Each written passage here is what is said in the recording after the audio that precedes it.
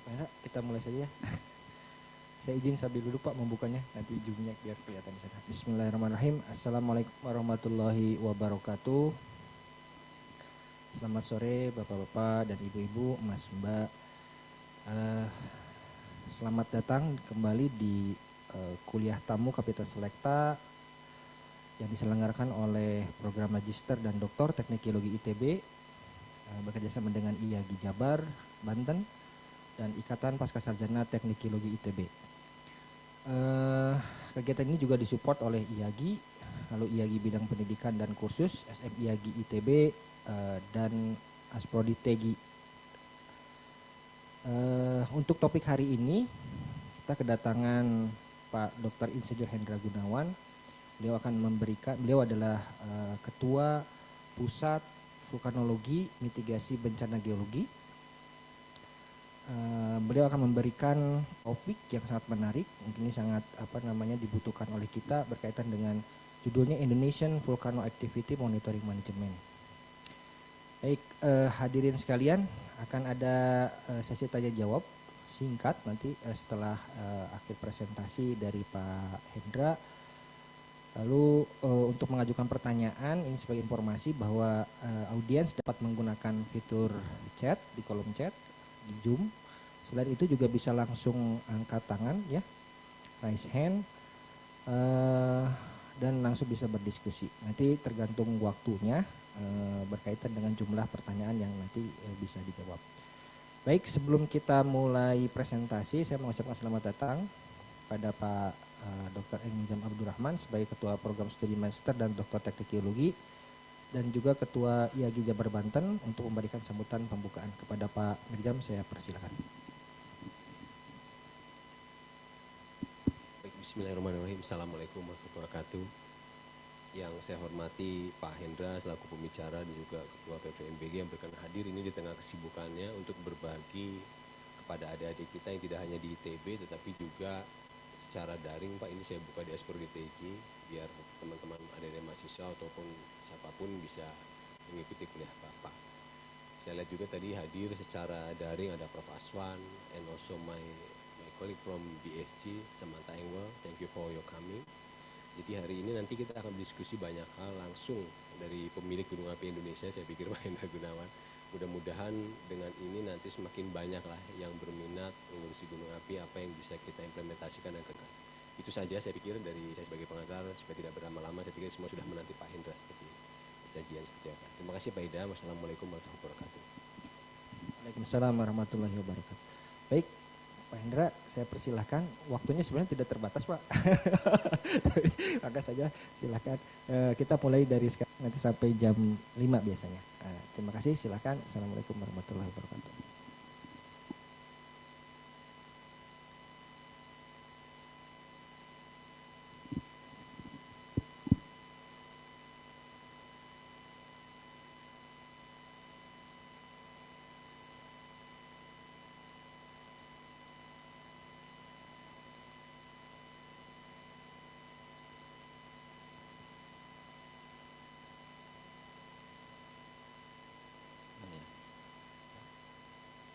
Baik, terima kasih. Assalamualaikum warahmatullahi wabarakatuh. Selamat sore Bapak Ibu sekalian. Terima kasih Pak Mirzam, Pak Idam atas kesempatan saya bisa berbicara di depan Bapak Ibu semua di sini. Pada kesempatan ini saya tidak secara spesifik yang membahas 1-2 gunung ya. Saya coba menggambarkan aspek-aspek apa yang bekerja dengan kegunung apian. Jadi nanti jangan mungkin terutama nih ada mahasiswa yang biasa di lapangan ya lihatnya batuan sama sayatan. Di sini nanti dunianya agak lain. Jadi kita lihatlah seperti apa ya. Jadi kira-kira seperti ini. Saya mulai dengan pendahuluan, kemudian manajemen pemantauan gunung api dan pengembangan peralatan. Nah, ini mungkin pemantauan dan peralatan ini mungkin saya bisa sharing ya dengan Bapak Ibu semua, dengan adik-adik mahasiswa. Akhirnya yang namanya namanya geologi juga diseret-seret dengan masalah instrumentasi, dengan masalah teknologi lah. Itu yang harus kita semua ketahui bahwa ilmu itu ternyata tidak bisa dibatasin, ya kita harus menyesuaikan lah apa yang dibutuhkan, ya kita laksanakan. Jadi ada 127 gunung ya, tapi yang dimonitor ini ada 69, ada 79 yang aktif ya, dianggap aktif. Maksudnya dianggap aktif sejak 1600, tahun 1600 pernah erupsi. Sebetulnya tidak ada definisi yang pas ya, 1600 sampai sini itu karena Belanda aja mempunyai catatan. Jadi kalau Belandanya datangnya tahun 1000 ya mungkin dari tahun 1000. Karena Belandanya datang tahun 1600, jadinya kita punya catatan meletus tahun 1600, kita anggap tipe A. Yang di luar itu masuk tipe B dan tipe C. Ini contohnya meleset Gunung Simalungun tipe B, tapi tahun 2010 meletus. Makanya jangan terlalu dipegang juga, hanya secara umum yang tipe A ini sejak tahun 1600 pernah meletus. Jadi dari sekitar 79 gunung api aktif ini, 69 diantaranya kita pantau. Jadi ada 69 pos pengamatan gunung api di seluruh Indonesia yang ada gunung api aktifnya kita pantau. Karena ini munculnya badan geologi itu mulainya dari vulkanologi, adanya korban di Gunung Kelut tahun 1919 ya. Ada 5.000-an orang meninggal seketika. Jadi karena nggak ada pemantauan, di Kelut itu terkenal dengan adanya Danau Kawah. Jadi begitu erupsi, airnya terbawa ke atas, terbang, dan air panas lagi. Nah itu yang mematikannya. Nah setelah itu Belanda mendirikan Jawatan Gunung Api. Jawatan Gunung Api ini salah satu tugasnya, mitigasinya adalah membuat terowongan yang mengalirkan supaya muka air danau itu turun. Hanya di masyarakat saat itu yang bergunung biar tidak meletus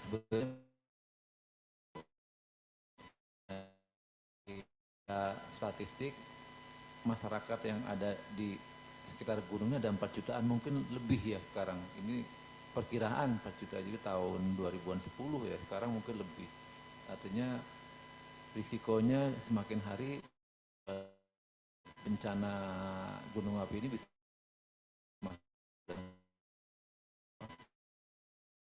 di lereng-lereng. Selamat itu sampai jarak 4 kilo sudah ada kampung, sudah ada rumah tinggal. Jadi kalau tidak dipantau, lontaran batuan akibat erupsi itu bisa mencapai radius 4 kilo dari kawah. Itu sebagai pendahuluan.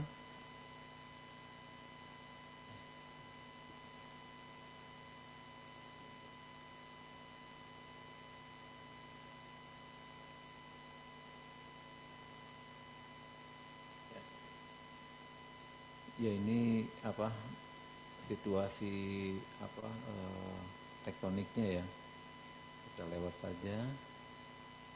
Nah ini tadi di Gunung Kelut dampaknya sifatnya lokal, tapi juga ada yang dampaknya global, yaitu yang erupsi Tambora, erupsi Anak Krakatau.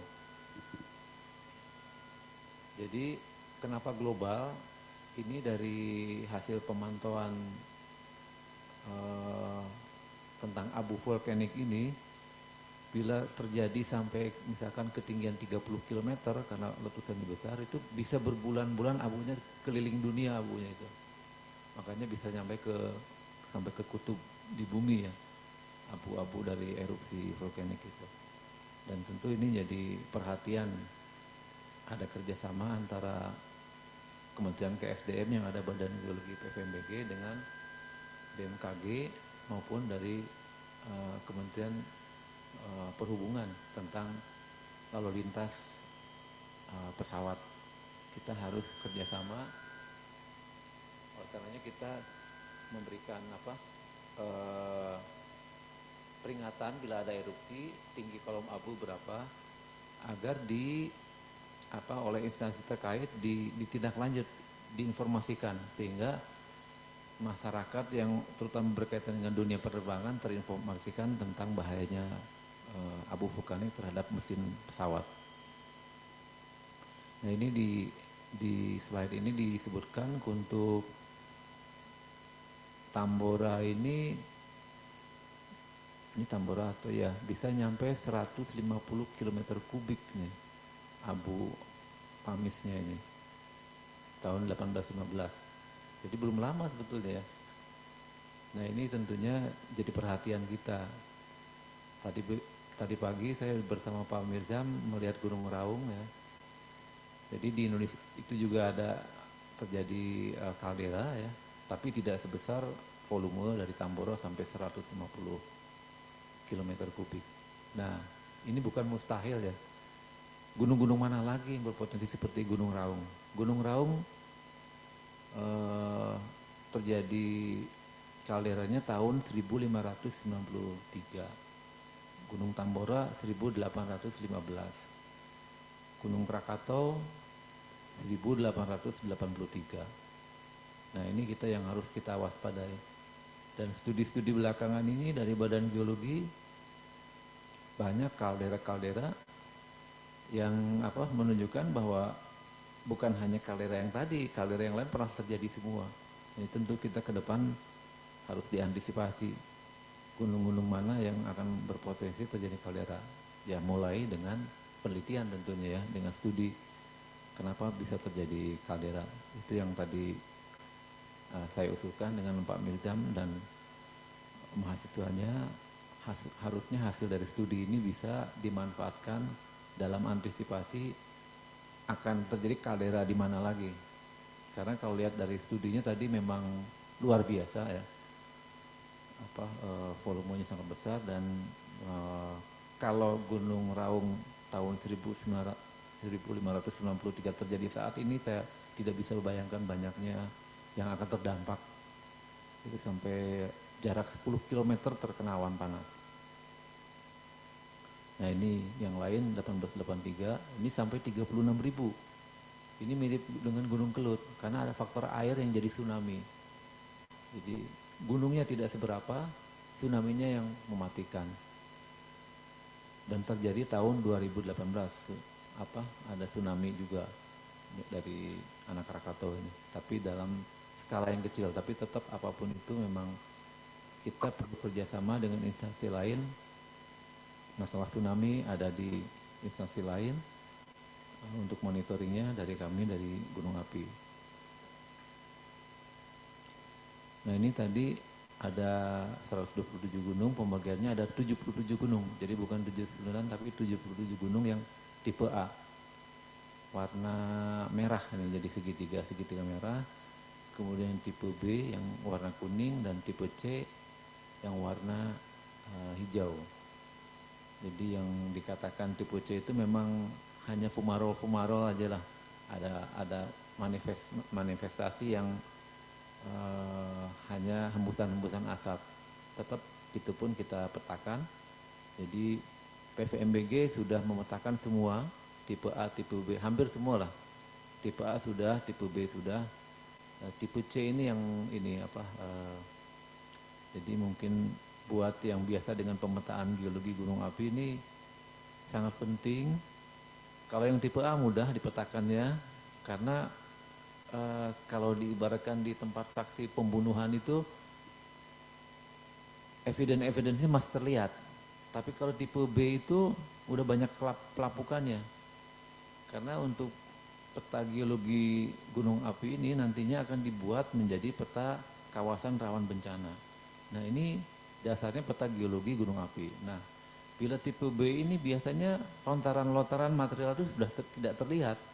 Padahal material lontaran ini penting kita dalam menentukan KRB yang paling tinggi, KRB yang risikonya paling tinggi, KRB 3. Biasanya yang terkena awan panas maupun lontaran. Kalau KRB 1 yang paling jauh dari puncak itu lebih ditekankan pada bahaya lahar. itu sekilas tentang gunung api ya. Dan ini yang gunung api laut ada 6. Ini insya Allah akan kita selidiki karena di Badan Geologi sekarang sudah bergabung Balai Besar Survei Pemetaan Geologi Kelautan. Kami bekerja sama dengan BBSPGL untuk melakukan survei bawah laut dengan kapal ya, geomarin untuk melihat tentunya dengan metode survei laut ya, eco-sounding dan seismik dan lain-lain untuk melihat apakah ada potensi peningkatan aktivitas ke depannya. Nah, lokasinya itu yang ada di dalam kotak merah. Ada Sangir, Banuohu, Sangir Banuohu di atas ya, ada 2 ya. Sisanya Emperor of China, New World, Jersey, dan Hobal. Hobal ini tidak terlampau jauh dari pantai, ratusan meter lah.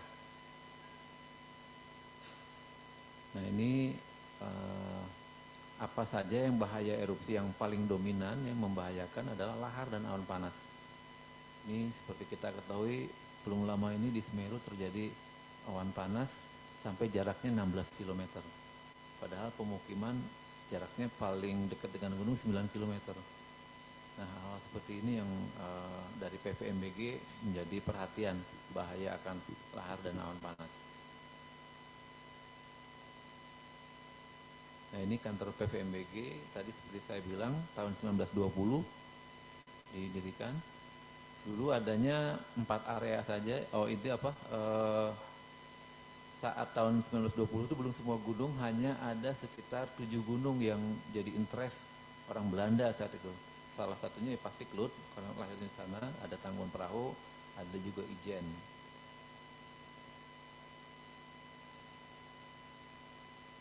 Nah, jadi ini mandat yang diberikan negara kepada Kementerian KSDM melalui PVMBG, yaitu melaksanakan penyelidikan, perekayasaan, dan pelayanan di bidang vulkanologi dan mitigasi bencana geologi. Nah, ini yang tadi di awal mungkin Bapak Ibu sekalian atau adik-adik yang ingin tahu masalah tidak hanya geologi di pekerjaan tim dari PVMBG ini, tapi meliputi masalah monitoring. Jadi ada GPS ya, ada gas, ada juga seismik, ada juga remote sensing. Nah, ini jadi mau nggak mau ini jadi kita gabungan dari beberapa mata keilmuan yang berbeda ya. Karena di kantor tuh ada geologi, ada geodesi, ada geofisika, ada kimia. Yang sekarang karena banyak zaman teknologi, kita merekrut juga orang IT. Nanti di akhir ini akan saya jelaskan pentingnya IT bekerja sama dengan ilmu kebumian.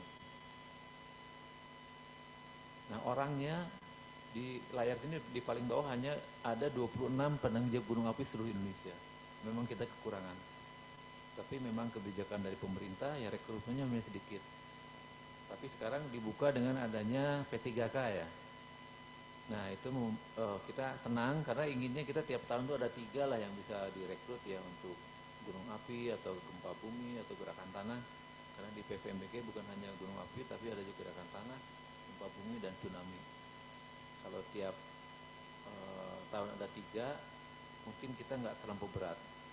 Jadi bukan masalah pemetaannya, yang beratnya adalah tanggap darurat. Begitu ada gejala gunungnya akan erupsi, tim otomatis melakukan survei terpadu, geofisika maupun geologi. Dan itu laporannya harus segera diselesaikan, karena dari hasil laporan penyelidikan akan dibuat rekomendasi apakah gunung ini akan naik statusnya atau pertama apakah ada evakuasi. Nah, ini yang berbeda dari murni keilmuan. Kita ada masalah kebijakan ya, pemberian rekomendasi kepada pemerintah daerah. Dan kantornya hanya satu-satunya, jadi kita berat, nggak ada yang lainnya, hanya dari PVMBG memberikan rekomendasi apakah perlu dievakuasi atau tidak, dan itu dampaknya mahal. Kalau sampai kita salah mendiagnosa, ada 15.000 orang dievakuasi, terus gunungnya misalkan tidak terjadi.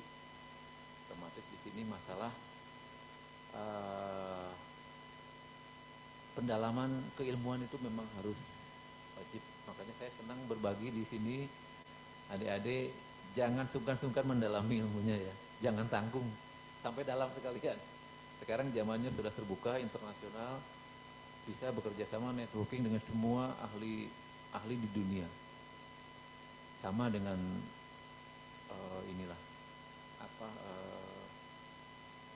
ahli-ahli nanoteknologi material. Sekarang di ilmu kebumian ini material yang di bumi ini yang harus kita aduk-aduk yang di bawah nih sampai kita paham. Mau diambil sampelnya, dibawa ke lab, segala macam. Dimonitor dengan kita mau beli LiDAR ya, LiDAR yang dimasukkan ke dalam drone, karena teknologi sekarang kalau kita hanya berjalan kaki, gunungnya mau meletus dalam waktu seminggu mungkin telat. Jadi drone harus diterbangkan yang dilengkapi dengan LiDAR dan kalau bisa real time dengan video. Jadi kita bisa monitoring dari dari laptop saja. Drone teknologi yang sekarang ini bisa diprogram tanpa harus diterbangkan oleh manusia. Kita hanya setting, dia jalan sendiri sesuai dengan skenario kita. Nah ini penting terutama untuk gunung api dan semua sih gerakan tanah ya, gerakan tanah karena sifatnya lebih lokal daripada gunung api. Skala desa gerakan tanah itu, kalau kita desa kena longsor, jalan ke kampungnya jauh, mendingan drone-nya dulu yang diterbangkan. Nah ini jadi kita menggunakan teknologi satelit untuk transmisi data, karena di gunung-gunung yang posnya jauh dari keramaian tentu tidak susah sinyalnya. Kita menggunakan satelit yang ada dipasang, receivernya dipasang di pos-pos, sehingga data monitoring bisa terkirim langsung ke Bandung maupun ke pos. Alat-alat sensornya ada di gunung, jadi pengamatnya yang ada di sana melakukan maintenance maupun pengecekan kondisi kawahnya seperti apa, kemudian maintenance karena jangan sampai mati ya.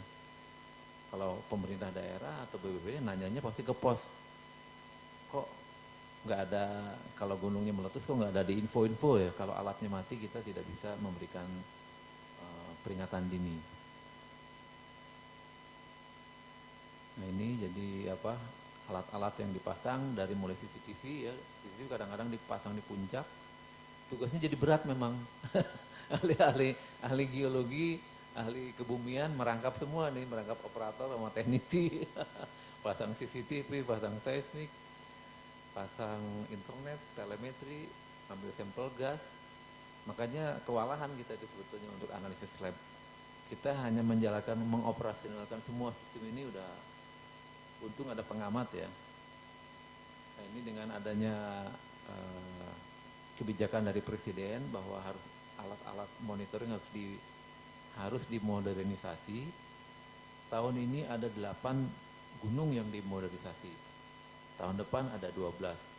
Targetnya ya 69 gunung. Ya dengan kondisi hanya 26 orang disuruh nanganin kayak gitu. Satu gunung aja ada mungkin sekitar total peralatan bisa sampai itemnya ya bisa sampai 30-an yang harus di maintenance ya. Jadi teman-teman ini memang saya tahu ya, mereka sudah bekerja tim ini ya, tapi bisa-bisa nggak pulang-pulang ke rumah gitu. Beres satu gunung sini ke gunung sana, baru nyampe ya itu belum ada kata-kata gunungnya meletus ya. Kalau gunungnya meletus yang lain ditinggalkan, gunungnya dulu yang meletus yang diprioritaskan. Yang repot kalau dua-duanya, gunungnya meletus alatnya harus di maintenance juga. Wah itu udah butuh bantuan dari orang dari mana-mana jadinya. Nah ini contoh apa skema ya peralatan tuh. Jadi sekarang semuanya udah digital ya, dari seismik, dari GPS, dari altimeter, gas, temperatur, visual, radar, semua berbasis digital dan dikirim dengan sinyal satelit maupun radio. Jadi datanya bisa dipantau di kantor di pusat di Bandung. ada juga yang manual masih gas temperatur maupun EDM, electronic distance measurement, itu untuk pengukuran jarak. Jadi kalau gunungnya ngembang, pengukuran jaraknya mengecil karena gunungnya bengkak. Kalau gunungnya normal lagi dia kempes, jaraknya membesar. Nah kita plot perubahan itu. Itu dari EDM bisa ketahuan gunungnya bengkak. Tapi dari field meter juga ketahuan gunungnya bengkak atau tidak. Dari GPS juga. Jadi sampai sebegitunya kita ingin melihat gunungnya akan meletus atau tidak. Tapi saya baru tadi pagi dengan Pak Brizan lihat kalau yang ini bukan skenario untuk kaldera ya. Kalau kaldera luar biasa, saya nggak tahu apa yang itu. Mungkin udah oversell semua alat ini. Karena yang dipantau ini perubahannya kecil sekali, mikro. Nah kaldera yang diceritakan tadi Raung itu, waduh, saya bilang semua overscale kayaknya. Nah kemudian juga hasil data ini juga ditampilkan nih ada informasi tentang aktivitas gunung bisa dilihat di Magma Indonesia ya. Kemudian juga ada database. Di sini ada database, nanti di akhir saya tunjukkan database semua hasil pengukuran. Nah ini jadi tadi tugas dan fungsi dari PVMBG ini mulai dari pemantauan, penyelidikan, menganalisis, memetakan peta kawasan rawan bencana, dan pemetaan geologi gunung api, sosialisasi juga. Jadi ya nggak ada pilihan, orang lain nggak ada yang ngerti ya kita yang harus menjelaskan ke masyarakat, ke pemerintah pusat, ke daerah, kondisi gunung. Kalau saat darurat tuh sehari bisa 2-3 kali kita rapat. Dan kita laporkan perkembangannya dari waktu ke waktu, ya kayak orang mau melahirkan lah. Jadi dipantau terus, kita sampaikan, ini udah bukan 1, bukan 2 gitu. Berarti orangnya standby di pos. Lagi-lagi nggak bisa pulang ke rumah lagi kan. Sampai bencananya mulai reda. Nah tapi buat orang yang senangnya nggak hanya kerja di kantoran, ya mungkin menyenangkan ya. Kalau saya sih senang aja, 2 bulan di pos, saya senang aja. Karena bisa berinteraksi dengan masyarakat, ya. Yang saya rasa itu ilmunya langsung diterapkan gitu, bahwa mereka itu nunggu informasi dari kita aman atau tidak. Tentu itu pertaruhan yang besar ya, karena hanya dari kita pemerintah yang mereka mau dengar, gak mau dari yang lain-lain. Tapi di sisi lain jangan sampai salah. Makanya harus semangat nih belajar.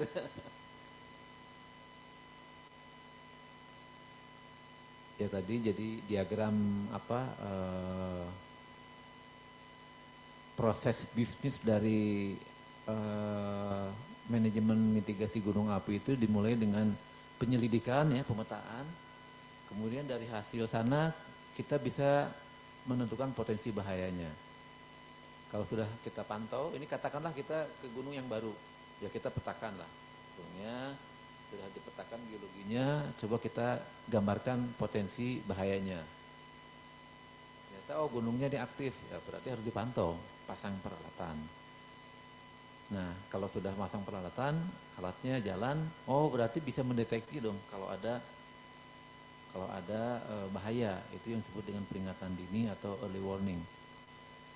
Nah itu feedback, jadi kita dari hasil monitoring bisa mendefinisikan ulang potensi bahayanya. Bisa juga yang dari hasil pemetaan awal mungkin gejala baru, ya yang dulunya nggak pernah ada awan panas jadi awan panas, sehingga potensi bahayanya harus direvisi. Nah selanjutnya masuk ke stakeholder ya. Jadi di stakeholder bukan hanya masyarakat tapi semua kementerian KL kita informasikan. Peta-peta mitigasi ini rutin diminta oleh Kementerian ATR, Tata Ruang, BPN. Minta karena mereka sering membuat perpres rancangan tata ruang, yaitu datanya butuh data geologi kawasan rawan bencana. Jadi dari proses ini tadi sudah disebutkan ada penataan ruang untuk tanggap darurat juga. Kenapa penting tanggap darurat? Begitu ada kejadian erupsi kita evaluasi ininya ancaman bahayanya dalam kedaruratan, sehingga untuk darurat. Kalau sampai ada darurat itu berarti sudah mengancam manusia. Di sini ada proses evakuasi maupun relokasi. Kemudian ini ada penjelasan ya, peta kawasan rawan bencana ini hasil dampak dan manfaat sebagai sumber informasi awal bahaya letusan, kemudian pemantauan, monitoring gunung api untuk sumber informasi dalam peringatan dini, penyelidikan terjadinya sumber informasi, dan diseminasi. Ini yang lama. Nanti di akhir ini semua sudah kita digitalisasi dan otomatis secara real time kita update. Itu pentingnya database. Dan jadi ahli kebumian tambah lagi harus ngerti database. Nambah lagi bebannya. Harus ngerti komputer jadinya. Walaupun ada orang IT tapi desainer tetap orang kebumian. Mereka hanya eksekutor aja. Pendesainnya tetap orang kebumian yang paham ilmunya. Nah ini contoh jadi peta-peta ini harus punya dasar hukumnya. Kita kerjasama dengan BIG, dan dari BIG ini sudah keluar Perpres tahun 2016 bahwa peta kawasan rawan bencana itu wali datanya di PVMBG. Salah satunya ya peta kawasan bencana gunung api, tapi yang lainnya juga sama gerakan tanah dan lain-lain memang ininya di PVMBG aturannya. Lagi-lagi ini kan berarti pertaruhan. Dari BIG sering mendampingi, mereka men-challenge lah kemampuan kompetensi orang per orangnya memang harus mumpuni ya, karena ini akan diundang-undangkan ya, dihukum ya, sebagai landasan hukum, otomatis semuanya harus baku. Itu makanya saya perlunya orang-orang yang penambahan di PVMBG ini, karena orang-orang yang ini udah hampir senior-senior di PVMBG ini, udah mau pada pensiun, sehingga harus ada orang penerusnya untuk membuat keberlangsungannya tentang dasar hukum ini. Karena ini kan akan selalu berubah dengan zaman nih. Tadi Pak Mirjam sampaikan ya, dari pihak asuransi juga sudah mulai ini. Jadi masyarakat sudah mulai aware sebetulnya dengan keilmuan kebumian ini, geologi ini, bahwa ini ujung-ujungnya nanti butuh masalah hukum karena ke masalah ekonomi nantinya. Nah, tambah pusing lagi kan jadinya, udah suruh ngurus gunung segala macam. Kita masih diminta masalah ini juga, masalah dasar hukum. Ya, ini penyusunan peta gunung api dan KRB-nya ya, urutannya seperti ini. Tadi sudah disampaikan ilustrasinya, jadi semua dimonitor ya, dari gas, infrasound juga kita pasang tuh, ada radar, remote sensing, ya banyak. Dengan hanya 26 orang luar biasa berat ini. Ini penjabarannya ya, dari mulai yang diselidiki seismik, deformasi ya. Ya orang geologi juga jadi belajar seismik juga. Belajar geokimia juga berat ya. Jadi kalau adik-adik bingung masalah kerjaan, banyak kerjanya. Hanya kalau orang lapangan ya begitulah, sering ke lapangan, ke rumah, baru 2-3 hari istirahat, kita pergi lagi. Karena target ya, gunungnya banyak masalahnya. Kalau yang lain mungkin nggak dimonitor, gerakan tanah kan nggak dimonitor, walaupun saya pengennya dimonitor, tapi tidak mudah ya. Kalau gunung api titiknya sudah kelihatan. Nah, kalau untuk patahan aktif kita coba monitor juga dengan GPS. Tambah lagi kerjaannya.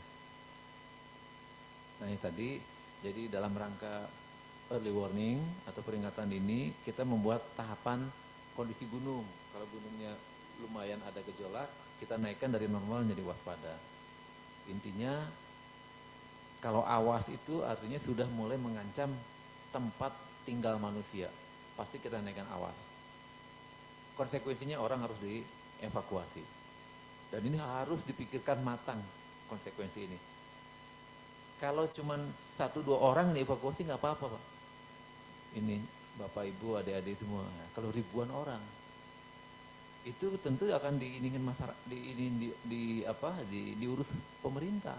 Dari mulai tempat tinggalnya, makannya, psikologisnya, Kan orang kadang-kadang di tenda kan, atau di mes, sekeluarga, ada yang hamil, ada orang tua. Nah ini tugas orang geologi lagi ya. Gara-gara kita semua jadi ikut susah kan. Tapi insya Allah lah, kita punya tradisi keilmuan kegunung apian dari zaman Belanda, walaupun dulu dengan teknologi yang tidak, tapi disiplinnya luar biasa ya. Dari senior-senior saya dulu mengajarkan dari ilmu lapangan, kita ini memang ditekankan masalah jiwa atau mentalitas kita memang senang ilmunya. Jadi kita senang kalau gunung api itu nggak boleh tidak senang. Kalau tidak senang baru naik 100 meter mungkin udah pengen pulang ya. Kalau saya senang pengen cepet nyampe di puncak karena bisa lihat pemandangan kalau saya. Apalagi camping di atas, waduh saya senang. Terus dibayar. Jadi kalau ditugaskan ke gunung 15 hari ya senang saya. Dibayarnya 15 hari.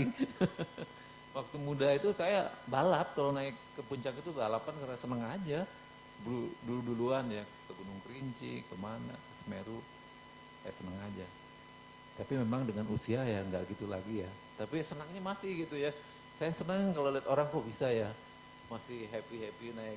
Kalau sekarang waduh udah tinggal semangatnya aja. Ini adik-adik ini tenaga aja masih ini nih. Karena ternyata dari hobi itu manfaatnya banyak naik gunungnya. Orang kayak dokter ya, mendiagnosa penyakit tanpa melihat penyakitnya susah dari jauh kita. Kalau kita ingin tahu gunungnya mau meletus atau tidak ya, kita harus pergi ke puncaknya. Kita lihat di kawahnya, apa yang bisa dari warna, perubahan dari bau gas. Pengalaman saya ya, kalau sudah itu mungkin nggak perlu ke puncak, kita bisa diagnosa dari jauh. Ini kejadian di Gunung Sindoro. Hanya dari ini seismik, dari sejarah geologinya, ini kemungkinan akan freatik atau semburan gas lah. Jadi tidak bisa terlihat kan. Hanya memang tiap masyarakat tuh beda-beda ya. Rasa keinginannya itu di Sindoro itu tinggi. Jadi Pak Lurahnya itu naik, Pak Kadesnya itu ke puncak. Padahal itu udah ditutup, nggak boleh itu. Nanti takutnya ada gas beracun. Itu kesiapsiagaan BNPB, Basarnas sudah siap ya jaga untuk antisipasi naik lagi statusnya. Kan naik kan cuma level 2 aja. Nah, saya baru bangun tidur subuh, dilaporin oleh BPBD. Itu kayaknya ada yang naik tuh. Senternya itu kan nggak bisa bohong, ada orang naik ke atas. Disusul mereka, karena jangan sampai mereka kena gas beracun. Nah, akhirnya ya kita nggak mau terlibat lah di antara mereka lah yang menyelesaikan orang-orang daerah. Nah besoknya saya diculik sama kepala desa. Karena mereka kepala desa itu yang naik itu merasa bertanggung jawab sama desanya kan. Saya dipanggil, ada apa? Diam-diam saya dibawa ke rumahnya. Tanya, ini Pak, saya mau fotokan keadaan di puncak. Ternyata apa yang disampaikan PVMG betul, di sana ada gas. Lah iya Pak, makanya gitu. Tapi yang kabar sedihnya ya, saya saat tahun baru di Gunung Sindoro ini membuat gunungnya kan udah kembali normal, tapi rekomendasi kita udahlah ini kayaknya gas ini sewaktu-waktu bisa muncul. Jadi rekomendasinya walaupun normal, orang jangan turun ke kawah. Tahun baru selesai, saya turun masih nyetir mobil, tiba-tiba pengamat pos di sana bilang, Pak, ada yang turun ke kawah, anak-anak SMP mau berfoto tahun baru, tapi nggak bisa naik lagi atas. Ternyata masih gasnya masih kan tidak terlihat gas itu, apalagi di bawah. Saya tanya, itu rekomendasi dari kita apa?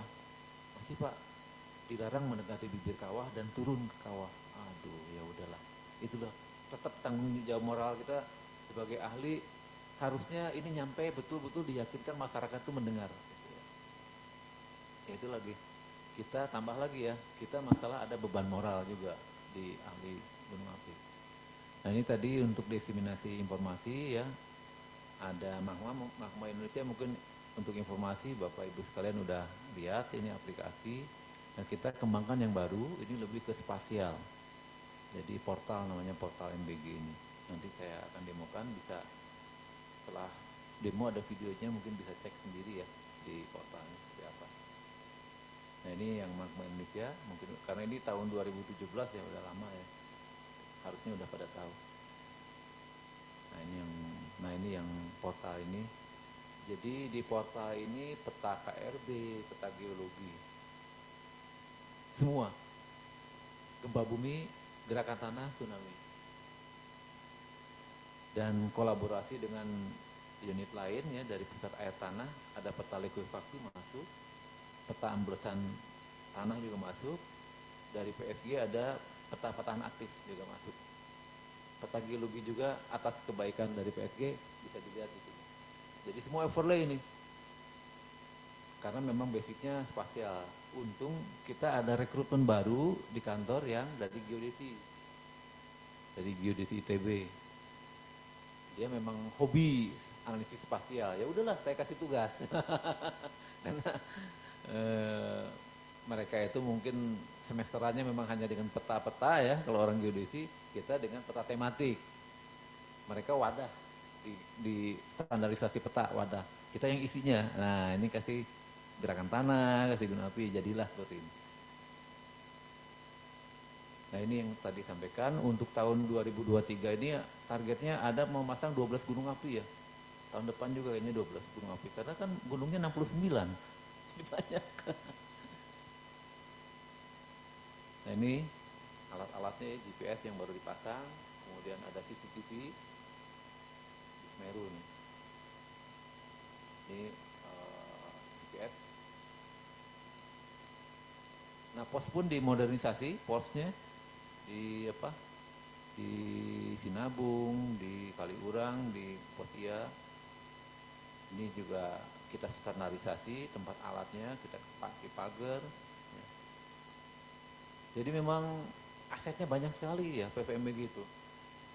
Merangkap semua, saya pikir bukan hanya masalah kita menikmati pemandangan alam ya, ngambil sampel batuan, tapi kita juga harus ngurus kantor ini, nge-manage. Ada 69 pos harus dikunjungi ya, pengamatnya juga harus kita ajak ngobrol, kita mintain datanya, kita mintain data mereka kalau naik ke puncak melihat apa gitu. Jadi saya sering keliling gunung dari Aceh sampai ke sana, terakhir saya ke Banda Api. Ke Banda Api ya seru juga kalau yang senang adventure. Pesawatnya sampai Ambon. Dari Ambon ke lokasi Banda Api naik kapal laut. Yang tidak setiap 2 hari kapal lautnya. Perjalanan aja seminggu pulang pergi.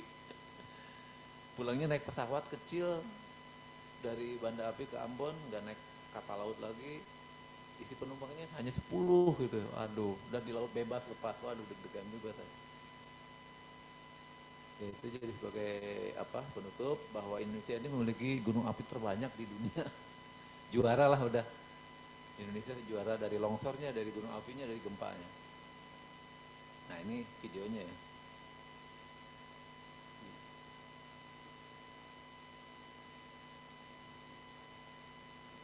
Badan Geologi Kementerian ESDM hadir untuk mengkoordinasikan dan memfasilitasi mitigasi bencana geologi di seluruh wilayah Indonesia.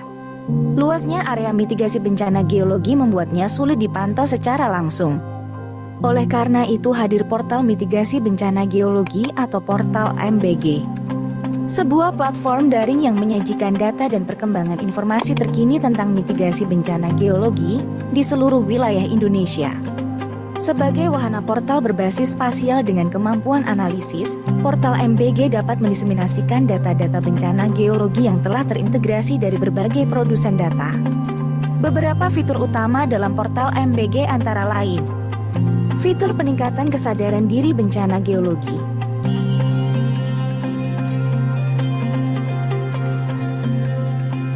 fitur pencarian POI,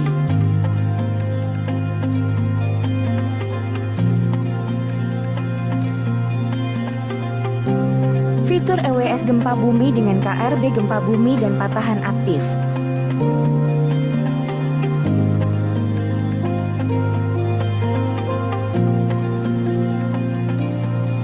Fitur KRB gunung api dengan sebaran instrumen pengamatan dan data kuasi real-time hasil pengamatan.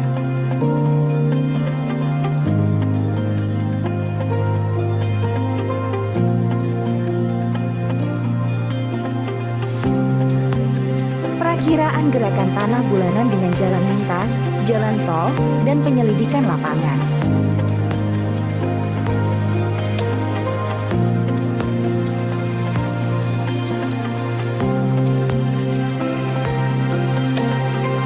Fitur KRB tsunami dan potensi tinggi tsunami dengan layer pemukiman dari Rupa Bumi Indonesia.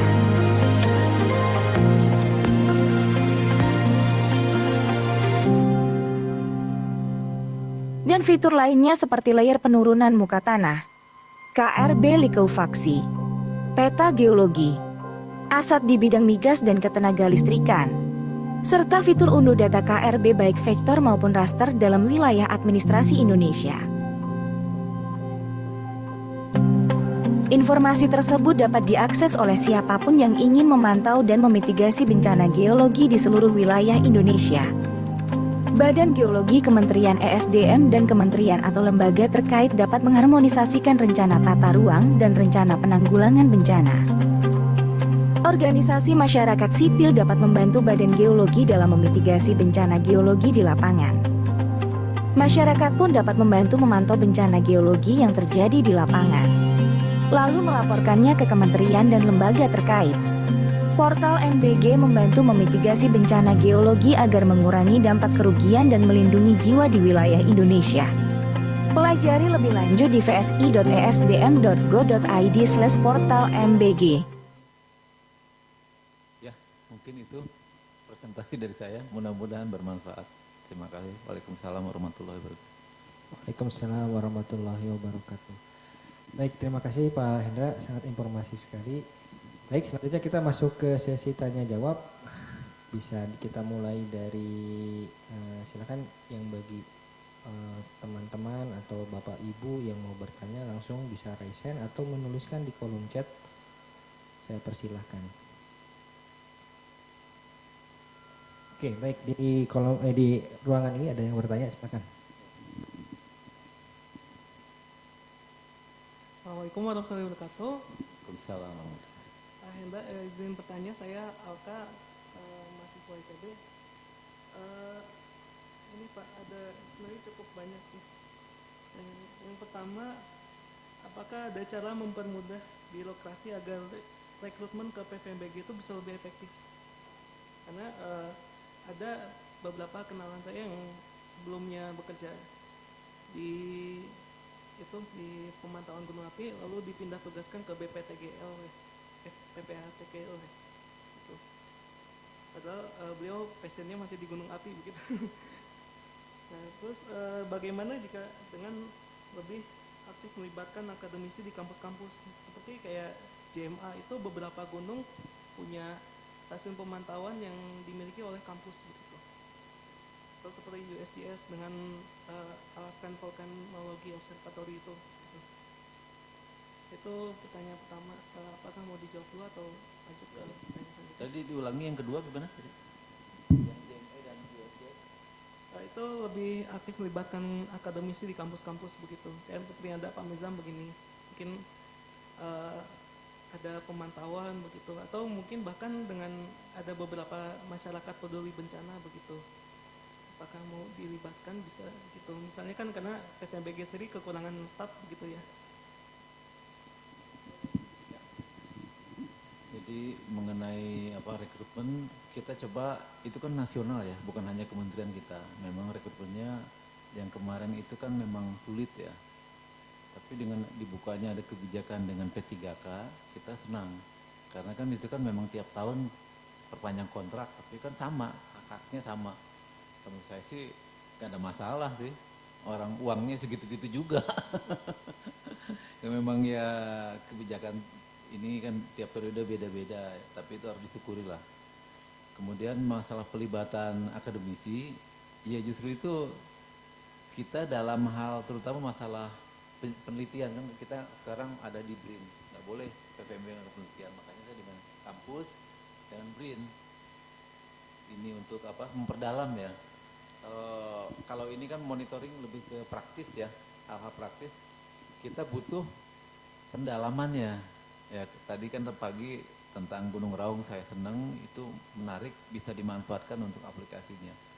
Kita dengan terbuka ingin apa bersama-sama gitu kita menggarap gunung-gunung yang apa ini, insya Allah nggak ada masalah sih, karena kita dengan USGS juga dengan SPO ya sama, kita bareng-bareng gitu apa melakukan penyelidikan, pelatihan bahkan dari USGS.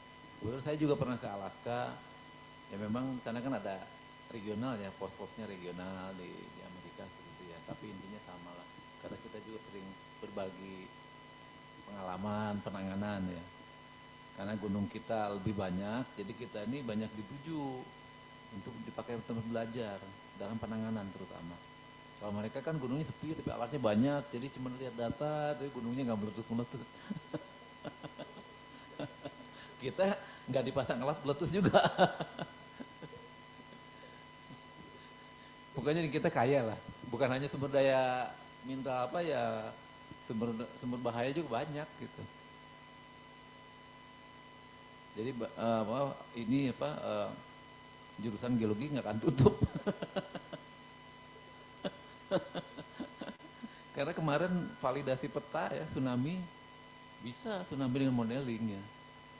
Begitu divalidasi modelnya ya harus ke lapangan, harus dicek tuh endapannya ada nggak, skenario-nya cocok nggak dengan endapannya. Orang geologi nggak mungkin tutup. Karena nggak petanya ya nggak valid Pak. Tetap mata geologi itu harus menentukan ini endapan tsunami tahun berapa, kan harus di dating juga. Ya mudah lah kan nyari endapan tsunami. Pertanyaan kedua, tiga. Kan satu tadi mengenai itu rekrutmen gitu ya, maksudnya staff gitu ya, masalah staff. Yang kedua, kualitas database di PPMBG ini kalau saya lihat agak kurang gitu ya, karena misalnya ada tipe gunung yang kurang sesuai, misalnya Merbabu itu menurut Global Volcanism Program itu dari kali erupsi tahun 1700-an, tapi di klasifikasi ini sebutnya tipe B gitu. Sumbing juga tipe B, padahal harusnya setelah itu gitu. Terus ada Gunung Suwuh di Lampung, yeah. Pematang Bata itu padahal 1933 itu erupsi PI 4 dan membunuh, menurut warga sana itu mungkin ada sekitar 1000 orang yang meninggal. Tapi bahkan di sini sebutnya tipe C gitu, bukan tipe A. Yeah, yeah. Ya, terus juga Gunung Tampomas. Gunung Tampomas ini terkenal dengan cerita legenda Tampomas gitu ya. Itu di situ dikisahkan zaman Kerajaan Sumedang Larang sering erupsi. Tapi ini bahkan nggak masuk tipe C, AB gitu. Di 3 tipe itu nggak ada gitu. Nah, dan dari situ di web PPMBG juga bahkan yang data dasar gunung api itu nggak ada gitu. Dulu sempat ada kan, tapi setelah Bu Andini itu diperbarui webnya, tapi datanya nggak pernah itu, nggak pernah muncul begitu. Ya, terima kasih masukannya. Jadi sebetulnya apa yang disampaikan tadi kita melanjutkan dari zaman Belanda ya, apa masalah klasifikasi gunung yang kayak tadi. Tapi nanti kita cek lagi. Tapi setahu saya ahli-ahli geologi dulu banyak ya, senior-senior saya itu. Pasti kalau ada sesuatu menyampaikan ya, tapi berarti datanya sementara yang kita anggap valid yaitu yang kita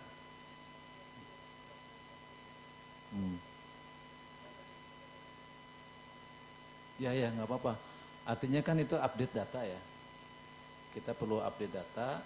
Kalau Mas Smithsonian ya saya entah dari mana sumbernya, kalau kita kan catatannya Belanda ya, tapi kalau kayak tadi Suwuh kalau memang betul ya nanti kita sampaikan ya, karena senior kita sering dengar Suwuh itu kan jadi pertanyaan, orang yang senior sama kok diam aja, ada apa gitu kan, apakah ini hoax atau apa, itu yang harus diverifikasi seperti itu. Karena kalau memang betul harusnya dari zaman Belanda juga udah harus ada laporan itu. Iya. Ya, tapi teman-teman yang senior pasti melakukan verifikasi. Nah, ada apa? Ini kan harus ditelusurin, Pak. Ya. Apakah betul ininya? Apakah beda cara pandangnya? Itu juga harus apa? Ya tapi bagus sih kalau ada kayak gitu, kita senang aja karena apa urusan kita banyak. Kalau ada yang melaporkan gini kan kita tinggal tindak lanjut memverifikasi ulang gitu, dengan dating segala macam. Tapi yang pasti ini base-nya dari catatan Belanda yang sudah di data dasar Belanda lah, termasuk data dasar dari Pak Kama Kusumadinata. Ya, basic kita itu aja, Bible-nya itu. Walaupun dari survei-survei ada 1-2 sih agak berbeda, dan mungkin ini ya nanti ada 1-2 gini. Heran juga kenapa luput gitu. Soalnya apa Suwoh itu udah sering gempa bumi apa, tapi nggak ada, kenapa nggak masuk gitu ya. Tadi yang ke berikutnya apa? Tadi setelah itu.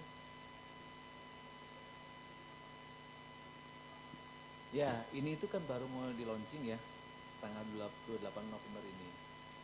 Jadi database yang lama itu udah selesai lah. Ini betul-betul baru database spasial maupun temporal. Itu berat ya, ngegabung temporal. Jadi saya mulai kepikir disarankan mungkin servernya udah pakai cloud gitu. Karena kan datanya terus nambah kan dari hasil monitoring. Kalau spasial mungkin kalau pas ada kejadian, ada update peta, tapi kalau monitoring dari satu gunung aja udah banyak. Itu challenge-nya luar biasa ke tim IT kita untuk bisa handle data segitu banyak. Tapi saya kan kalau manajemen di kantor kan tutup mata, pokoknya harus jalan gitu. Tapi ya teman-teman yang muda jago-jago lah. Saya bilang pokoknya harus jalan memang. Walaupun mungkin 24 jam kerja. Karena kan mau di launching kan. Ada target waktu apa nggak bisa kita nunggu sempurna ya nggak bisa. Masyarakat juga ingin menunggu, ini harus tersampaikan. Ini rencananya akan disosialisasikan setelah di launching oleh Pak Menteri, biar masyarakat di daerah juga, karena ini kan fiturnya user friendly. Jadi begitu kita dibuka, langsung dia keluar titik tempat kita tinggal. Jadi yang kiri ini otomatis diklik nih, udah tempat kita sekarang. Tinggal dipilih nanti apakah gunung api atau gerakan tanah. Nah kalau yang di pojokan atas tadi, kalau kita interest daerah tertentu, ketikan Cimahi, nanti ke sana. Jadi itu kan buat masyarakat paling mudah. Nggak usah kita repot-repot menjelaskan, masukin koordinat segala semua. Orang mungkin skip aja lama-lama. Orang kan yang paling mudah tinggal dibuka, diklik, oh ya kita di sini ada ini, ada ini. Lalu tahap berikutnya kita harus menggait, menjelaskan peta KRB ini. Nggak mudah ya. Secara umum ya ke masyarakat. Orang kan lihatnya merah, kuning, hijau, itu udah lumayan lah. Merah kan di sini bahaya. Tapi dalam rangka pencegahan ke depan, ini kalau udah merah gini, apa saya nggak boleh tinggal ya? Bukan begitu. Itu yang bahaya. Itu kan potensi ya. Gunung api, KRB merah, bukan berarti saat ini kita nggak boleh di daerah sana. Ini pakai skenario. Kalau ini erupsi, ini akan terlanda. Ya kalau ini nggak lagi erupsi ya nggak apa-apa. Tapi tentu ada kriteria, misalkan jangan tempat yang permanen di daerah merah. Yang longsor lebih banyak lagi merahnya. Orang kan punya kebun, udah nggak akan mau. Dia udah tinggal di sana, pas keluar petanya merah lagi kan. Petanya nyusul belakangan. Itu kan harus disosialisasikan. Apa makna dari KRB merahnya di gerakan tanah? Ya banyak masih PR ya. Tambah lagi jadi tugasnya orang geologi. Jadi juru bicara.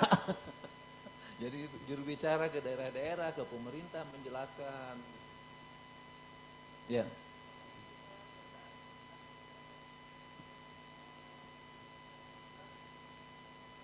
Ya.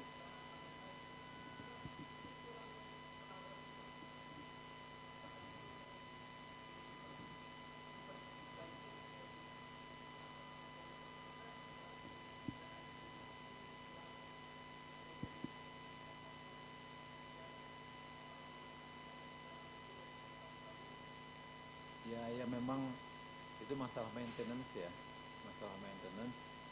Nah dengan yang portal ini sebetulnya masuk juga itu semua. Itu kan 2017 ya teknologinya. Sekarang lebih mudah ya sekarang sih kayaknya lebih mudah untuk maintenance.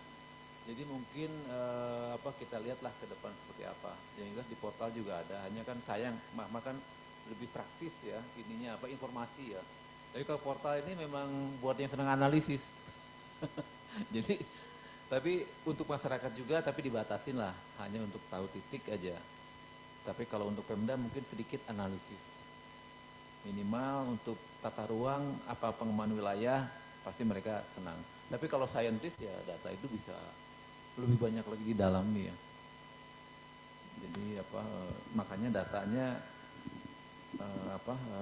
real time yang di sini itu memang buat ya nanti ini saya belum buat kebijakan ya takutnya kalau yang real time untuk publik ya disalah manfaatkan ya. Jadi saya mungkin batasi buat akademisi gitu untuk tugas akhir atau apa gitu ya. Nanti saya pikirkan. Karena kalau untuk kita kenapa dibuat portal kayak gini? Dulu kan harus colokin USB, lihat data, lama kan. Kalau sekarang kan udah di meja tinggal diklik gunung mana, diklik ada poin-poin tempat alat keluar langsung alatnya. Kayak dokter kan langsung mendiagnosa, oh kayak gini-gini. Kan rekomendasi itu disampaikan ke pemerintah daerah. Dengan data kayak gitu, mereka nyiapin draft, saya tanda tangan. Jadi orangnya itu harus bisa nyiapin dokumen, terus mempunyai kompetensi keilmuannya.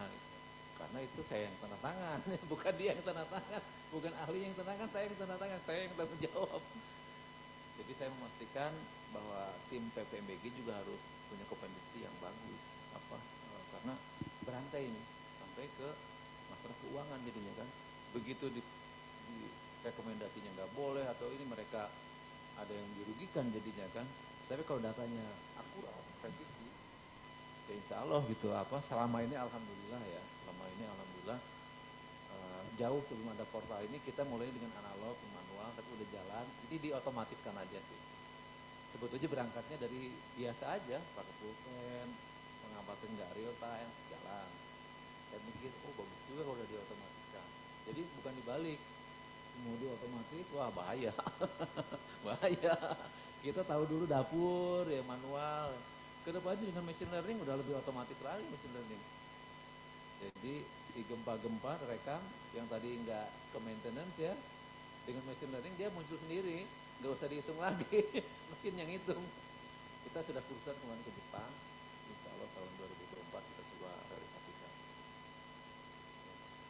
Jadi banyak ya tugasnya ya, harus banyak hobinya lah, hobi senang program juga, senang alat juga gitu, senang ke lapangan juga, senang ngobrol juga ya.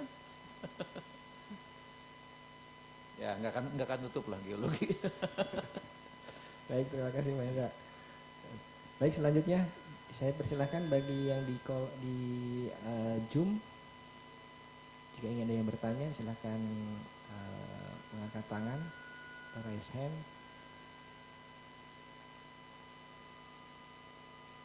Atau boleh, ya silakan. Pak Hendra, terima kasih atas paparan yang komprehensif. Saya tadi kebayang itu tugasnya berat sekali, luar biasa gitu ya, sementara personilnya terbatas. Nah, berhubungan itu kebenaran saya ini kan pertama di akademisi. Di Indonesia itu ada namanya Asproditegi Pak, Asosiasi Program Studi Teknik Geologi se-Indonesia. Distribusinya tersebar seluruh Indonesia, tapi tidak sebanyak gunung apinya yang pasti. Itu yang pertama. Asosiasi profesi pun begitu, ada IAGI di PP Pusat, ada Pengda. Nah kalau pandangan Pak Hendra gitu ya, dengan melihat tupoksi Bapak tadi dari PPMBG seperti itu, apa Pak yang bisa kita support? Satu dari asosiasi profesi, gitu ya, IAGI, Otohagi dan sebagainya. Satu lagi adalah dari pihak akademisi. Nanti mudah-mudahan kalau ini saya coba sampaikan juga gitu ya, supaya kita bisa saling ini. Terima kasih Pak. Ya, terima kasih Pak Mirdam. Memang ke depan harus seperti itu Pak. Kita sharing ya, brainstorming sama ahli. Ilmu kan berkembang. Kita nggak mungkin dengan gini puas selesai kan enggak. Nah, dari berbagai akademisi ini kan dituangkan kita rumuskan apa-apa yang perbaikan ke depan, Pak. Baik dari akademisi, baik dari sainsnya maupun dari kebijakan, kita bisa diskusikan, merumuskan. Ini kalau nggak salah Pak Imam Sardisun dulu kan untuk peta gerakan tanah ya, contohnya seperti itu. Ya kita bisa ini.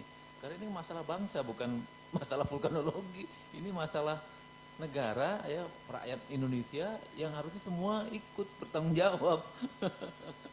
Ikut berkontribusi anak-anak bangsanya untuk saudara-saudara kita gitu kan.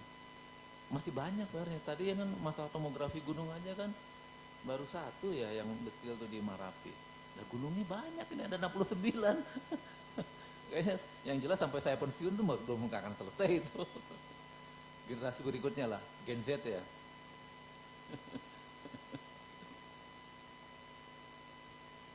Baik, terima kasih Pak. Ini sekarang sudah ada pertanyaan Pak di kolom chat, sebentar saya bacakan. Atau ada yang sudah, oh dia yang mengacung dulu nih Pak. Ada Begra, silakan Begra. Ya, selamat sore, izin Pak Idam, Pak Mirzam. Terima kasih sebelumnya atas presentasinya Pak Hendra. Ini menarik sekali.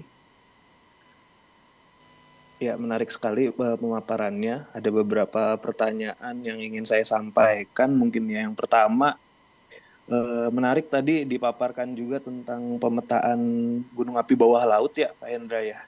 Nah, belajar dari kasus Hunga Tonggak kemarin Pak Hendra, apakah dari data pemetaan atau preliminary study itu sudah ada data batimetrinya ya minimal begitu, karena di Hunga Tonggak itu kan menariknya itu kan dipaparkan dia mendapat kedalaman yang cukup ideal begitu ya, sekitar 200 meter gitu untuk memaksimalkan eksplosivitasnya.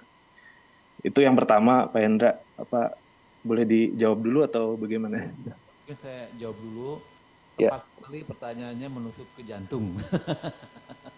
Jadi kita memang pengennya tahun ini ke Hubal ya, tapi ternyata operasional kapal laut itu mahal sekali ya. Jadi kita sekali berangkat semua dapat. Nah dari BBSPGL ini sudah punya rencana ke arah Hubal, kita akan ikut di sana. Jadi ikut tidak 2 kali anggaran, 1 kali anggaran kita dapat semua. Jadi dia survei yang lain ya, BPSPG survei yang lain, tapi lewat dari gunung laut. Insya Allah nih di Hobal ini akan kita batimetrinya. Alatnya baru dibeli berapa bulan yang lalu, udah dicoba di Anak Krakatau. Jadi endapan hasil Anak Krakatau kemarin udah mulai terpetakan, alatnya udah bagus. Tambah lagi kerjanya. Baik. Ya, kemudian yang ada pertanyaan berikutnya juga ini Pak Hendra, mengenai tadi ya batasan pemetaan kawasan rawan bencana gunung api. Itu kan belajar dari beberapa data historis yang ada, memang dibuatnya peta KRB itu kan berdasarkan acuannya mungkin ya, termasuk yang FEI-nya paling besar begitu ya, berdasarkan data historis begitu. Nah kalau misalkan di gunung tersebut pernah punya sejarah pembentukan kaldera, itu kan sebetulnya tidak mungkin ya untuk membuat KRB, tapi berdasarkan dampaknya itu letusan pembentukan kaldera begitu ya. Nah itu batasannya bagaimana berarti kalau dari pembuatan KRB-nya itu? Ya, jadi makanya saya senang tadi pagi ikut mendengarkan masalah kaldera Raung ya. Jaraknya 10 km ya, itu masih dalam area kita lah. 10 km banyak masyarakat ya. Tapi kalau dalam artian kalderanya seperti Tambora yang satu pulau habis, itu akan lain, yang nggak mungkin semua dimerahkan. Tapi jangan khawatir lah. Kita itu gunanya tadi Pak Mirzam, kita sama bisa bicarakan. Contohnya di Palu itu kan bisa saja itu dimerahkan semua, tapi kan satu kota dimerahkan ya, itu kan ya itulah gunanya kita berkumpul menentukan kriteria seperti apa. Nah sementara kita tadi sampaikan ke Pak Mirzam, bagus Raung itu masalah skenario. Jadi kita KRB itu pakai skenario Pak, dari data monitoring. Tentu data sejarah nggak apa-apa, letusannya sampai besar. Tapi kan monitoring belum tentu juga besar. Data yang di ini ya kita ikutin KRB-nya. KRB itu diupdate defaultnya tiap 5 tahun. Tapi kalau gunungnya ada kemajuan ya bisa saat itu juga kita update peta KRB-nya. Jadi nggak usah khawatir. Iya. Nah, kemudian 2 pertanyaan terakhir mungkin Pak Hendra mengenai tantangan ketika ada kerjasama dengan pihak BNPB ya, selaku PVMBG ini kan wali data. Itu salah satunya kan desa tanggap bencana itu tantangannya adalah pendetailan skala itu bagaimana itu Pak Hendra mengenai pendetailan skala terutama KRB dan peta geologi gunung apinya. Ya, ini menyangkut masalah anggaran ya, kriteria yang sudah disepakati bahwa di Perpres tentang wali data ini kan 150.000 Pak. Memang KRB di situ bergeraknya. Iya. Tapi kalau mau lebih detail itu request Pak. Bukan program general ya, tapi bisa request. Nah itu kita bisa bicarakan di komunitas itu. Karena kalau mau dikerjakan kita semua nggak mungkin. Apalagi detail itu nggak mungkin Pak, sangat tidak mungkin. Bukan hanya KRB Pak, peta geologi 50.000. Kalau minta 25.000 angkat tangan Pak. Sudah kita hitung Pak. Yang 50.000 aja butuh puluhan tahun atau ratusan tahun. Makanya kita coba buat juknis ya, ini perlunya kerjasama. Juknis bahwa dari kampus-kampus kita validasi aja dari institusi. Ada checking bersama. Kita di PSG dulu saya sudah kerjasama dengan UPN. Jadi peta-peta tugas akhir, data-datanya ada, kita coba checking. Kalau enggak akan selesai-selesai, apalagi skala 25.000 Pak. Kalau dari ATR itu lebih parah lagi Pak, 10.000 Pak. Kalau 10.000 mah untuk perusahaan itu. Udah desain tapak. Ya, mudah-mudahan menjawab. Baik, terima kasih Baikra. Ya, sama-sama. Cukup ya. Terima kasih Pak Hendra. Selanjutnya Pak, ini Pak ada pertanyaan dari Reca Kencana Pak. Ini bertanya mengenai pemantauan seismik gunung api dari Ya, yang terima kasih Pak Idram, Pak Mirzam. baik, Ini itu dari saya. Terima kasih Pak Hendra penjelasannya. Apa Bang? Terdapat beberapa macam kegempaan seperti FTAB, MPDG, masing-masing punya arti tersendiri. Namun terkadang ada jenis gempa yang sama di gunung yang berbeda, tapi gempa tersebut menandakan mekanisme yang berbeda. Semisal ada gunung yang gempanya banyak, erupsinya kecil. Ada yang gempanya sedikit tapi keras, tapi intrusinya besar. Nah, bagaimana cara kita menerjemahkan kegempaan ini Pak? Katanya gitu. Itu yang tanya latar belakangnya ilmunya apa? Sebentar. Ini dari silakan Reca Kencana boleh langsung open mic nih. Mana orang geologi? Oh, oke. Boleh. Iya. Oh ya. Masih SMA Pak? Ya. Ini hebat sekali nih apa masih SMA rasa ingin tahunya tinggi. Karena saya punya pertanyaan yang sama tapi setelah lulus S1, S2 baru kepikir itu. Ini udah kepikir wah keren ini. Jadi saya dulu setelah lulus S2 itu mempertanyakan ini sebenarnya mekanisme gempa itu seperti apa gitu ya. Nah kalau pengen tahu ya harus lulus S2 dulu baru terjawab. Maksudnya gini, jadi nanti kalau memang senang ya nanti ada belajar namanya ilmu seismologi. Karena saya basicnya dulu dari geologi, jadi saya karena geologi itu passion ya, bendanya kelihat. Nah ternyata untuk menerangkan itu tidak mudah. Nah itu untuk menerangkan itu ilmunya ilmu hitungan, ilmu seismologi. Nah itu yang pelajaran tidak mudah ya, karena harus tahu istilahnya mekanika kontinu dan mekanika batuan dan gelombang. Dan itu sampai sekarang tuh masih perdebatan. Misalkan gempa LP long period ya, ada 2 profesor Di forum internasional beda pendapat, bendanya sama ya. Menerangkannya berbeda, teorinya sama-sama bagus. Itu kenyataan hidup ya. Kita mau ikut yang mana ya? Mau ikut Profesor A atau Profesor B. Tapi dua-duanya argumennya benar secara teoritis ya. Nah, kalau saya praktisi, karena basicnya geologi, memang saya ngambil S2, S3-nya geofisika, tapi senang saya bisa memanfaatkan ilmu dasar itu menerangkan fenomena geologi aja saya udah senang. Kenapa? Ini untuk menyemangatin aja. Saya di Merapi pernah mendampingi yang ahli seismologi gunung api.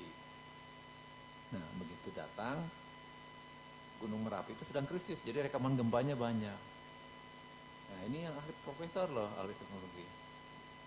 Di samping saya dia bertanya, ini gempa apa ya? Wah, ini gempa apa? Jadi yang lebih tahu, ini ya pengalaman pengamat gunung api lebih tahu. Karena sering. Jadi saya pernah aja belajar teori, tapi dengan learning by doing yang keseharian itu yang utama. Kita bisa punya feeling, punya kategori, yaitu yang tadi yang di Sundoro. Si Pak Lurahnya bilang, oh betul ya di sana ada gas. Ya karena saya tahu Pak dari rekamannya itu Pak. Ada teman saya Pak Iman Sinulinga waktu di Sinabung bilang ke saya tanpa harus nengok keluar jendela pun lihat asap di Gunung Sinabung, saya lihat kayak gini, oh ini akan keluar asap. Iya karena sering. Lihat, oh kayak begini gitu ya. Suara juga dari kita pengaruh, oh kalau suara gini, oh rekamannya seperti ini. Jadi teori itu nggak selalu bisa menjelaskan semua, pusing nanti. Rata-rata yang fundamental aja, hal-hal yang basic aja. Tapi keberagaman gempa itu ya banyakannya dari pengalaman. Perlu, tapi ilmu dasar itu perlu sekali. Tapi pengalaman. Ya, kita nggak tanya lagi ini gempa apa, saya nengok, waduh, ini gimana ini? Tapi dalam hati ya. Papernya mungkin banyak ya, Jadi itulah pentingnya yang membuat senang di vulkanologi itu berubah, dinamikanya tuh gempa-gempanya berubah kayak gini, di gunung ini begini, gunung ini, tapi itu saya percaya khas, ada kekhasan. Oh kalau di sini Gunung Raung tuh ciri khasnya gempa hembusan, saya lihat sebulan gempa hembusan. Kalau orang nggak tahu udah panik, wah ini udah meletus besar.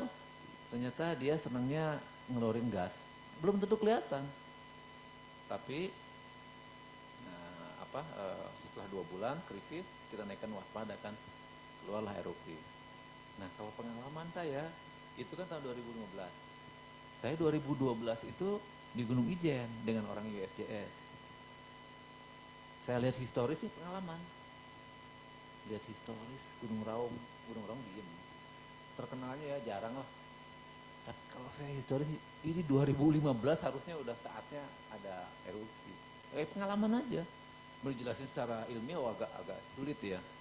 Tapi bisa asal datanya banyak ya. Tiap tahun ada, mungkin kita bisa melihat prosesnya gimana. Tapi kalau datanya satu stasiun seismik nggak pakai apa, sulit ya. Ini yang terakhir contoh di Gunung Semeru 2021. Tanda-tandanya sangat kecil. Beda lagi gunungnya. Saking penasarannya saya cari data sampai tahun 1940. Padahal data rekaman hanya sampai tahun 80. Rekam data tulisan aja Belanda. Oh tahun segini ada gini. Itu aja dapat lumayan. Jadi prekursor Gunung Semeru 30 tahun. Pengamatnya udah ganti generasi, udah pensiun, nggak meletus besar seperti tahun 2021, nggak ada yang nyangka. Tapi kalau diplot sampai tahun 40 ada. Sulit, tapi halus sekali, kecil sekali. Ada dan tiada bahasa saya. Tapi buat saya itu cukup. Cukup itu. Yang orang lain secara teori nggak akan ketemu itu. Itu kayak nyari jarum dalam tumpukan jerami, sulit. Tapi ada. Jadi kalau ini senang, oh bagus itu modal dasar, rasa senang, rasa ini, lanjut aja itu belajar gunung api itu. Gempanya banyak gunung api ya. Ada gempa VTA, VTB, ada low frekuensi, ada long period, ada tremor harmonik. Iya, tornado Tornillonya ada yang magmatik, ada yang gas, ada yang fluida. Ayo, dikasih tebak-tebakan saya Kuman. Pengamat lebih jago.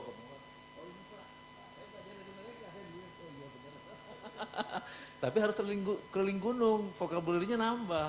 Kalau saya kan senang jalan-jalan, jadi ke pos tuh gimana gunungnya. Nah, mereka baru ditanya gitu udah ceritanya banyak pengamat. Nah, ilmunya dapet. Jadi ilmu saya sekolah untuk dasar aja. Tapi ilmu berdiskusi ini yang penting ya. Tadi Pak Migran antara ahli kita rumuskan, kita cari kriteria hidup lah, nggak akan berhenti ilmu. Ya, mudah-mudahan menjawab ya. Baik, terima kasih Pak Hendra. Selanjutnya silakan, masih ada cukup waktu, mungkin 2 pertanyaan lagi. Di ruangan ada yang bertanya? Ya, oke. Izin Pak, Ya. dari pengalaman Bapak yang sudah bertahun-tahun di dunia monitoring ini, kira-kira apa pengalaman paling berkesan dan yang Bapak paling ingat? Mungkin ada masalah yang Bapak alami. Oh, Terima iya. kasih Pak. Wah ini mantap ini. Memang lubuk hati yang paling dalam itu. Pengalaman yang berkesan. Jadi di Gunung Lokon itu meletus tahun 2011 ya. Saya meneliti 2009, kan dulu ada program penelitian. Ya meneliti dengan data seadanya lah. Tapi cukup lah buat saya, oh ya. Tahu-taunya ada krisis di Gunung Lokon.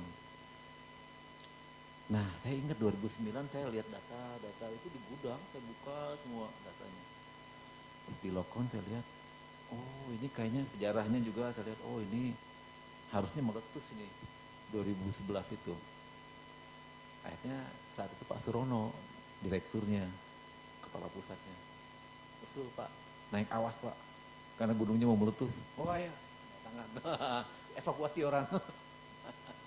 Nah yang berkesannya Bu, kan setelah kalau sudah di status awas kita ada koordinasi dengan pemerintah daerah. Rutin melaporkan ini gini loh. Itu kan bagian dari kredibilitas ya, akuntabilitas bahwa kita ini ada loh datanya. Dilalah Bu, setelah dinaikkan awas, besoknya hilang Bu gempanya. Kalau yang nggak tahan mental udah pucat Bu. Padahal kita rapat kan dengan bupati, dengan Kapolda. Ini gimana gunungnya? Nol Pak gempanya. Loh gimana? Nol katanya. Gempanya nol. Saya dengan pengamat duduk, ya betul Pak. Begitu tahun nol, pengamatnya berubah pikiran. Sebetulnya saya nggak setuju Pak naik awas. Wah gimana saya bilang gini. Saya bilang, kita itu bukan meramal gunung api meletus. Datanya itu menuju ke arah sana. Tapi kalau datanya ke depan berubah, ya nggak apa-apa. Jadi ini antisipasi kan, pola datanya ada. Ke depan berhenti ya nggak apa-apa. Kita punya dasar. Kecuali datanya nggak menunjang ya susah. Kita nggak. Akhirnya saya waktu saya di sana udah naik awas, saya disuruh pulang gitu. Ya udahlah, saya pulang aja lah daripada pusing di sini ya. Gunungnya kosong, nggak ada gempanya.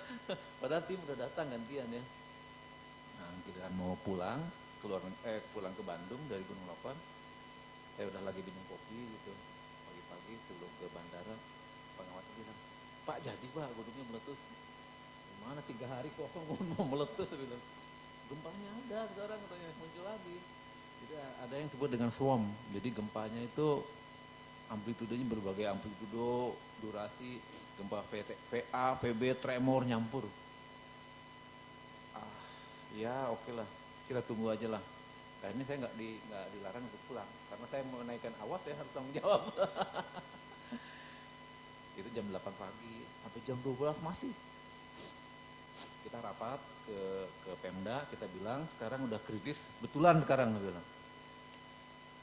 Sampai maghrib masih itu, jadi udah penuh hitam itu. Belum meletus, kan takut kan kebalik sekarang. Kalau tadi butuh gempa, sekarang kebalik, kalau bisa berhentilah gempanya. Nggak meletus juga nggak apa-apa. Ini gempanya udah terbukti bahwa ini udah gempanya udah swarm itu. Udah. Nah, jam 10 malam, maghrib masih, jam 10 malam rapat lagi, masih itu. masyarakat udah sebagian diungsikan, udah rame di kota Tomohon tuh udah rame. Nah baru rapat dimulai, 10 Bu, meletus Bu gunungnya. Baru juga halo-halo, itu yang pengalaman saya namanya orang takut tuh nggak ada lagi pamit Bu. Karena ini kan bergetar semua orang menyelamatkan diri. Termasuk saya melarikan diri tapi salah jalan Bu, malah mendekati gunung. Karena saya nggak tahu apa lokasi kantor ya. Cuma saya sendirian kok orang-orang ke sana. Saya ikut ke sana. Itu Bu kesan. Dan orang yang menunggu masyarakat pokoknya kan heboh ya, jadi udah nunggu di luar. Tepuk tangan Bu begitu. Karena lihat mercon itu tepuk tangan. Ya ampun ya. Lucu macam-macam orang. Woi itu aja apa? Karena lihatnya dari jauh kan lihat kembang api kan. Wah serem Bu, getarannya serem Bu. Buat jantung kita. Saya yang tahu ini akan meletus aja jantung kita nggak siap kok. Itu apa? Dentuman tuh kayak meriam yang besar yang menggetarkan gedung. Wow. Ya kebayang kan gedung bergetar, kaca-kaca bergetar. Ya dengan Kapolres. Kapolres langsung dengan ajudannya udah cepat lah. Ya itu Bu. Ya paling berkesan apa ternyata ilmu itu tidak bohong. Itu aja, ilmu itu yang tadi yang seneng itu modal bagus tuh. Rasa ingin tahu tuh harus ini Pak Mirza ini paling senang sama gunung api itu. Luar biasa rasa ingin senangnya tuh memang itu Pak. Ditularkan Pak ke mahasiswa. Kalau kita senang akan presisi ini kita, tebakan kita ini akan ini. Beda dengan kalau lihat selewat tuh. Tapi ini kenapa ya ini si materi itu bicara kalau kita. Dia tuh memberitahu kalau kitanya hatinya senang ya. Dia bicara, saya gini loh. Termasuk yang di Lokon itu Bu. Hanya omongan ringan dengan pengamat naik ke atas. Pak, ini dulu tuh rumput-rumputnya warnanya hijau di puncak ini. Sekarang jadi kuning Pak. Oh itu gas panas itu, berarti sudah ada bener ini. Jadi kan kalau kita di pos aja nggak akan tahu itu. Oh berarti sebelum ini itu udah ada gas-gasnya udah mulai berubah. Udah bertahun-tahun nggak pernah kayak gini. Nah itu penting sekali Bu, informasi. Ya.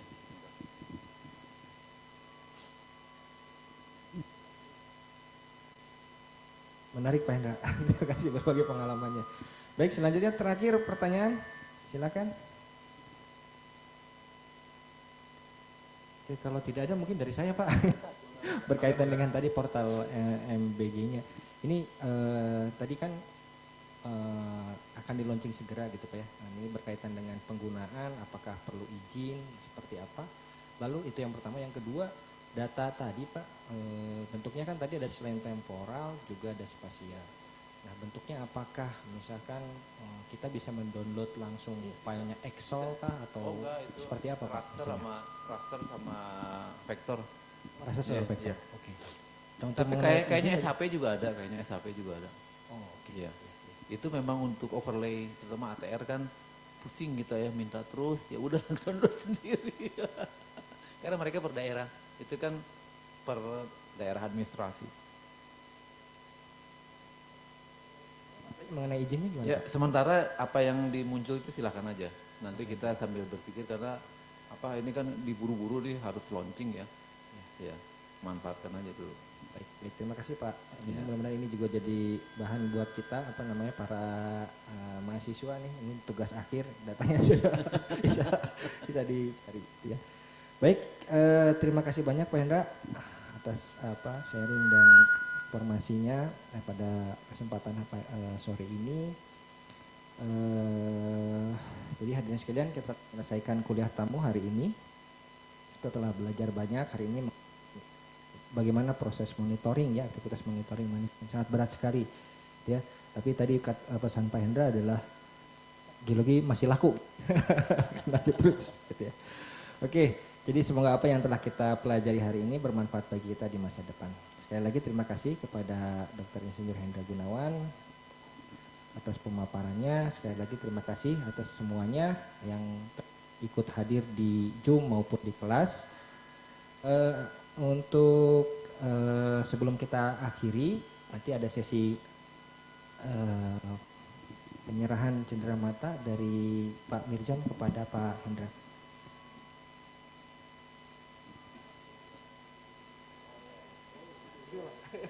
Sekalian dipoto di tengah-tengah, Pak.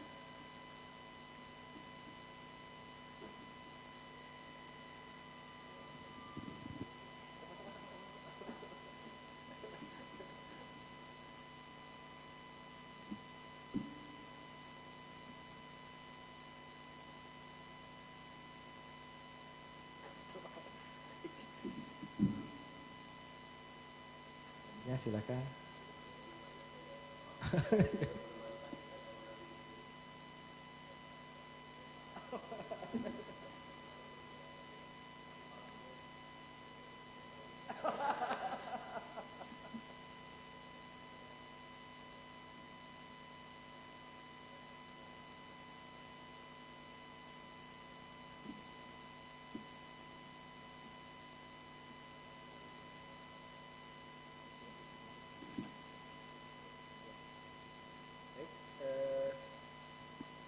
Terima kasih banyak. Saya akhiri pertemuan hari ini. Tetapi sebelum itu nanti setelah tutup kita akan ada sesi foto bersama. Terima kasih sekali lagi. Saya ucapkan terima kasih. Sampai ketemu pekan depan. Assalamualaikum warahmatullahi wabarakatuh. Oke, sekarang kita sesi foto. Silakan para penitia. Yang di Zoom silakan bisa membuka kameranya untuk bisa membuka Zoom. Ini tadi tembus sampai 60 partisipan.